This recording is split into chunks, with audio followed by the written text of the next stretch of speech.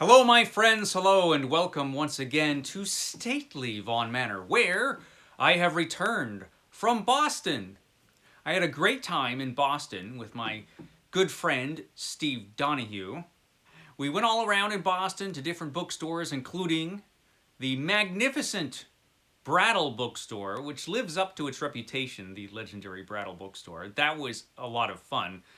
We had a really good time, but I had to come home, so here I am at the Manor once again. What? Well, of course I look like this. You ate the barber. I came home and half the staff had been devoured. And of course, that included the barber. What am I supposed to do? Shave myself? I'm not a barbarian. Anyway, back at the Manor for our weekend reading report. Can't leave you in charge of anything. Anyway, what did I read last week? What am I going to be reading this week? So that's what we do here on my weekend reading report. I'll talk about what I read, what I'm going to read. A little unusual this week. I didn't read any comics this week for Sunday comics. No Sunday comics this week, but that'll return as a feature next week. But I did come home to a lot of boxes, so let's open some boxes and see what's in those. So, lots of exciting fun as usual. Starting with what I read last week. Okay, what did I read last week? Well, unfortunately, tragically, Sumerian September is over. Officially, you can still keep reading Conan, and I advise you to. But September was the month where I read every single Conan story, every original Conan story that was written by Conan's creator, Robert E. Howard.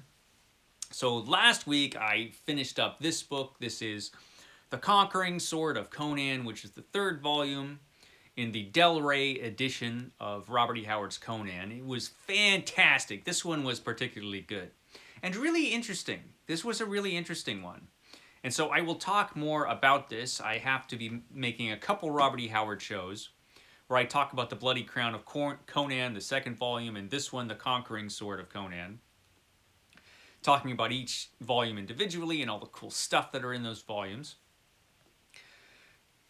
But I had a good time with Sumerian September, and I think everybody who joined along with me, there were a few people who joined along reading Conan, and some people were reading a lot of these stories for the first time. So that was kind of exciting. So I read this, The Conquering Sword of Conan. But that's not all I read. Let me move some stuff over here. That's not all I read. I also read this book. This one right here. This is In a Lonely Place by Carl Edward Wagner. I have this as an ebook on my Kindle. I didn't expect to read this, but I was stuck on some planes and stuck in some airports for a while. And I had this on my Kindle, and I'm like, you know what? I really want to read that, so I'm going to read that. And I did. This is a book that came out in the 80s. I should have written down when it came out, but I can't remember. It came out in the 80s at some point. It was a paperback from hell and had been out of print for the longest time. I mean, years and years this book was out of print. Finally, it's back in print with an afterword by Ramsey Campbell. And I got to read this book, finally. I love Carl Edward Wagner. He's an underrated fantasy and horror writer who left us all too soon. I don't think his horror stories are quite as good as his dark fantasy stories, his Kane stories. But I don't think I'm in the minority, but I think a lot of people disagree with me. A lot of people love his horror stuff more than his fantasy stuff. Not me, though. I think his Kane stuff's the best. But this was really good stuff. Really entertaining horror stories. You could really see his pulp influences in this. He was very influenced by the pulp magazines of the 1920s and 30s, and he loved that stuff. And you can tell there's a lot of influence there from those, and really entertaining stories. This volume includes Styx, which is probably his most famous horror story, and actually had a bit of influence on the film The Blair Witch Project. At least one element of the story did. And I recommend it. This is really cool. If you're a horror fan, you've never read Carl Edward Wagner's stuff, give this a try. It's available now. So I read that. And then, just yesterday, because I was stuck in airports and on planes all day long, getting back from Boston. That is a long trip. It's a very long trip. And I had like a 3-hour layover at an airport. So I had plenty of time. So I finally read this book. This is Jaws. It's Jaws.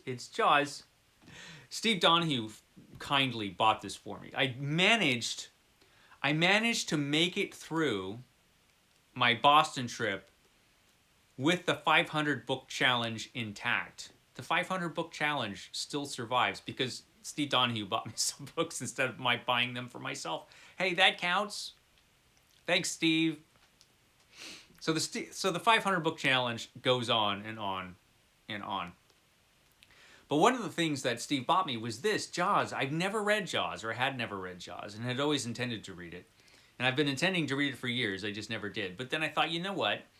I'm going to be on airplanes and stuck in airports. And how many people have read this over the years on airplanes and at airports? And this is a really cool copy. This is the copy that came out when the movie came out. Now a spectacular motion picture. It's now a spectacular motion picture. This was a really interesting book. And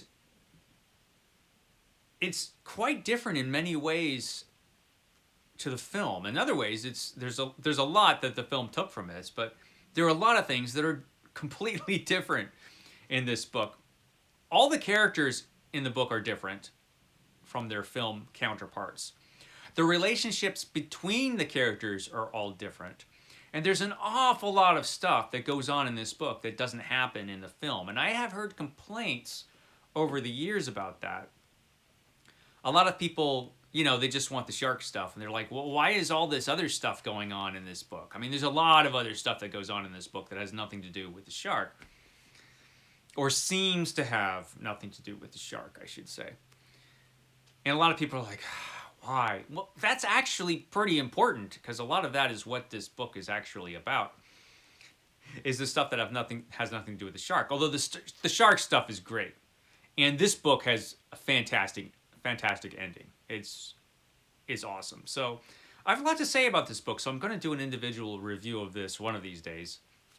Hopefully soon, while it's fresh on my mind. But I read Jaws yesterday on airplanes and at airports. And it was fantastic. I had a great time. So Jaws, it's awesome. Jaws is awesome, guys. It's awesome. So I read that. So currently, right at this very moment, I just started this morning, is M.R. James' Collected Ghost Stories. So for Roger's Cheapo Book Club, Book Club, this month is Ghost Stories of an Antiquary. Right? I always get that wrong, but I think it's Ghost Stories of an Antiquary. I'm going to check that now to make sure. Yeah, Ghost Stories of an Antiquary is the choice for Roger's Cheapo Book Club this month for October. Available free on Project Gutenberg. Fantastic collection of ghost stories, but I've decided I'm going to read the whole thing. All of M.R. James' ghost stories. I'm going to read all of them. So for Roger's Cheapo Book Club, this is what I'm going to be reading. Even though that's not the selection, it's Ghost Stories of an Antiquary by M.R. James. But I love M.R. James, and it's been a long time since I've read his stuff. He's just so creepy and spooky and disturbing and all that good stuff you want from a horror writer, and tremendously influential. So M.R. James Collected Ghost Stories. This is what I'm reading right at this moment. And of course, right at this moment, there is a new BookTube event that's happening, which is Occult Detective October, which I still have to make a video on, which I should do this week. And one of the books that Steve gave me, he gave me a few books, and one of the books that he gave me is not technically an occult detective story, but it's a story about a detective who uses his supernatural ability to solve crimes. as far as I understand. So it's kind of, well, it's sort of an occult detective, and it's a detective that uses the occult. Anyway, it's this book. It's I Will Have Vengeance by Maurizio Di Giovanni. I Will Have Vengeance, The Winter of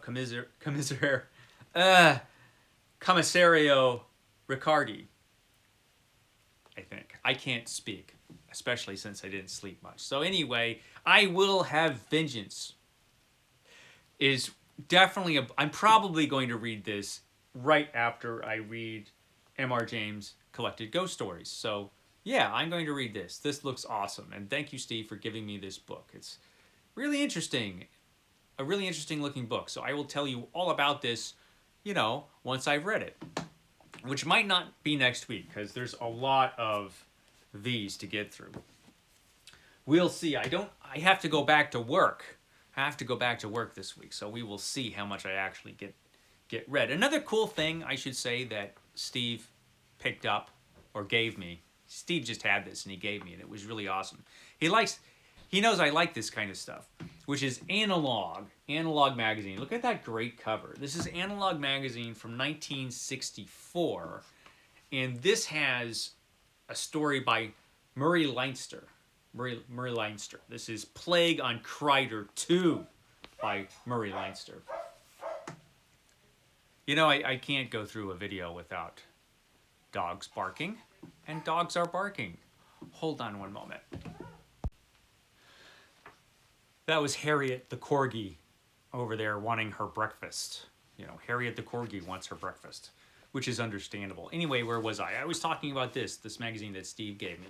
And like all of these old science fiction magazines, they have really cool artwork hidden away in them that, probably has never been reprinted ever, or rarely reprinted anyway.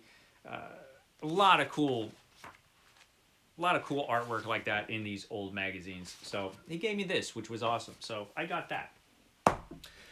Now, here's a bit of tragedy for you. So ever since March, I believe it was March, I think, I've been doing the World's Finest Challenge, where I read Batman and Superman every day, or Superman and Batman every day. I started off just reading Superman every day, and then I added Batman and made it the World's Finest Challenge. Anyway, the challenge crashed and burned during the trip because there was a day where I forgot to read Batman and Superman, which is ridiculous because I was in a house full of Batman and Superman comics. But we were busy, Steve and I, running around causing trouble, so there was a day where I didn't read Batman and Superman. So the challenge, after 6 months, around 6 months, is over. I failed, which was inevitable. I'm actually surprised that it lasted this long. So the World's Finest Challenge is over, but it did accomplish something, and that is it got me to read comic books every day, which is, this year I wanted to read more comic books. And this got me to do that. So I'm still going to be reading comics every day. It just won't always be Batman and Superman. But every morning I'm going to be reading comics because it just has become part of my routine. And I still have to finish the Golden Age Superman Omnibus. So I'll still be reading an awful lot of Superman and Batman. So I have to finish this. And so I'm just going to be concentrating on finishing this as well as my Sunday comics going forward. So that's all the comic news I have. I know, it's tragic. You wanted more. Anyway, I do have some boxes that I came home to. I had some packages that arrived. So let's go through these packages because one of these boxes, I know what's in them, and that is, I know what's in this box because this box I mailed to myself or had mailed to myself from the Brattle bookstore because I did buy books at the Brattle. I just didn't buy them for myself. I bought a bunch of books for other booktubers. And so now I'm going to send these other booktubers books. And so I can't show you the books that I bought, But, you might see them pop up on, wherever they end up, like David Wiley's channel or MJ's channel or Criminali's or whoever's.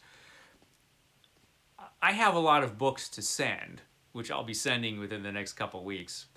I'll send some tomorrow, and then I'll send some after that. I have to divide them all up and see where they're all going. I've got some books going to some strange places. Yeah. I got some books going all over the place. All over the place. So yeah, this is the Brattle. So we can't check that out. But the amazing David Wiley sent me a package. The amazing David Wiley sent me a package. So let's open up David Wiley's package and do that most cherished of BookTube traditions, an unboxing. Let's do an unboxing. Okay, let's do that, everyone. It'll be exciting. What is in this package from the amazing David Wiley? Let's take a look. Okay, opening up the package. Backing material. Let's see. Ooh, okay. What's this? It is a copy of Monster Huntress with the cool cover. It's the cool cover. This is David Wiley's book. David Wiley wrote this book, and he inscribed it. He inscribed it to me. Michael, you are a prince among men. Okay, I'll take that. Thank you, David.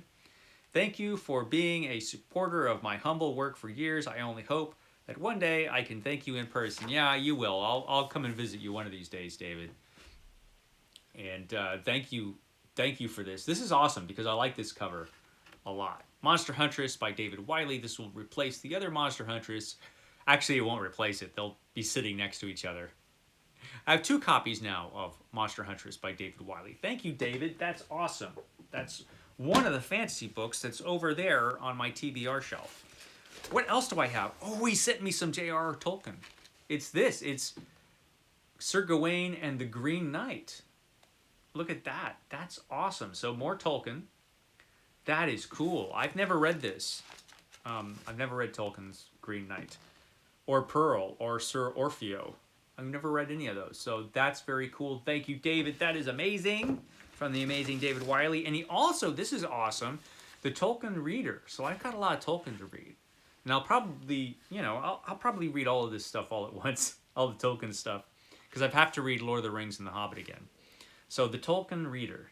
That's cool. And this is an awesome old copy that matches my Lord of the Ring set. So that's really cool. That's awesome. Thank you, David.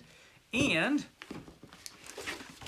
it's Wolverine Weapon X. This is the Wolverine Weapon X Omnibus. It's an omnibus of prose Wolverine stories. I've got a lot for future Garbogists. I've got a lot, including this one, Weapon X Wolverine. That looks awesome. Thank you, David. Okay, I'm going to put these all back here for now. But that's really cool. Thank you, David, for all that cool stuff. Most especially for Monster Huntress. I'm going to put that right there so I can just put it right on my shelf. Let's put this down for now. Okay, I've got some other boxes here. I got a couple other boxes. I don't know what is in this big box. I got a big box, and I have no idea what it is. I'm like, what did I order that's that big? I mean, I pretty much only buy... Okay, it's a box within a box. There's a box... Oh, it's shoes. Why do I have shoes? Is this even mine? I think I might have... No, it's mine. Okay, I got shoes. Why do I have shoes?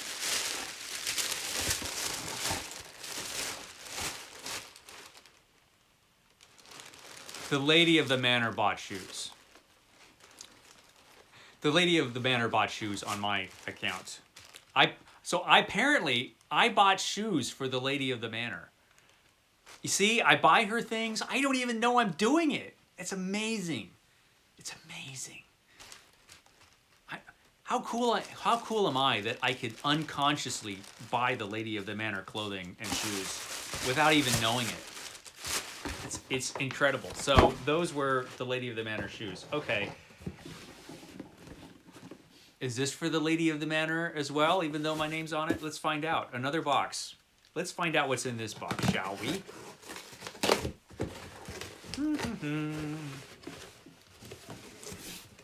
Isn't this exciting? Watching people open boxes is so cool. Okay, okay, this is mine. Oh, because I thought I had this. And then I checked, and I didn't have it. I only thought I had it, because I was talking to Steve about this a couple days ago. And I'm like, oh yeah, I have that. I have that omnibus. And I didn't have it. I only believed I had it. So once I realized that, I immediately ordered it, and that's this one. This is Avengers Earth's Mightiest Heroes by Kurt Busiek and George Perez.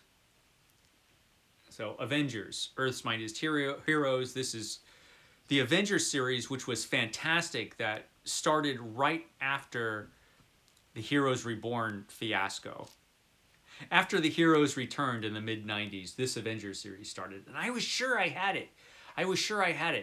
And I was talking to Steve. I'm like, oh yeah, I have that. I have that one. I didn't have it, and I checked. And now I have it, because I had to immediately get it. And so now I have it. And I think that's everything, right? Do I have anything else I need to talk about? Probably. I'm really tired, guys. I had a long day yesterday. So I have to email a bunch of people for their addresses so I can send them some books. I've got books going all over the place.